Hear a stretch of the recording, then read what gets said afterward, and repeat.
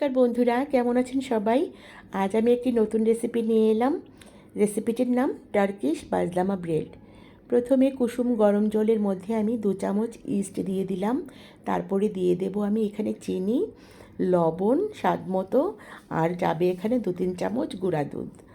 তো এগুলো দিয়ে আমি এটাকে ভালো মতন মিশিয়ে নেব যাতে করে কোনো লামস না থাকে। তারপরে এখানে দিয়ে দেব আমি ময়দা। তো ময়দাটা আমি চেলে নেব, এখানেও ভালো করে চেলে নেব যাতে এখানেও কোনো লামস না থাকে, তাহলে কিন্তু রুটিটা ভালো হবে না। তো চেলে আমি এটাকে ডোটা তৈরি করব। ডো তৈরি হয়ে গেলে আমি রেস্টে রেখে দেবো আধা ঘন্টার জন্য ঢাকনা দিয়ে। তো আধা ঘন্টা কিন্তু হয়ে গেল আমার, দেখুন এখন একেবারে ফুলে ফেঁপে উঠেছে।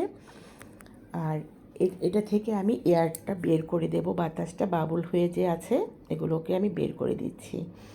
তারপরে আমি এটাকে রুটি আকারে শেপ দিয়ে বেলে নেব, নিয়ে তাতে করে আমি শুকনো তাওয়ায় এই রুটিটা দিয়ে দেব। কোনো তেল টেল লাগবে না এখানে, খুবই সুস্বাদু হয়, একেবারে সফট হয়ে যায়।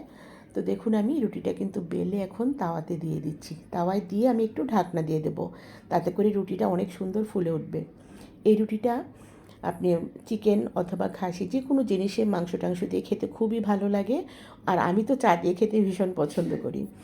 তো হয়ে গেল কিন্তু আমার, দেখুন রুটি। এতে করে আমি নামিয়ে ঘি ব্রাশ করে দেব। এখানে ঘি অথবা বাটার যেটাই আপনারা দেন ভালো লাগবে খেতে। তো ভালো লাগলে বানিয়ে খাবেন, লাইক কমেন্ট করে আমার পাশে থাকবেন। সবাই সুস্থ সুন্দর থাকবেন। আর এটা বলেই আমি আমার রেসিপিটা শেষ করছি। দেখা হবে আবার নতুন কোনো রেসিপিতে। ধন্যবাদ, সবাই ভালো থাকবেন। নমস্কার।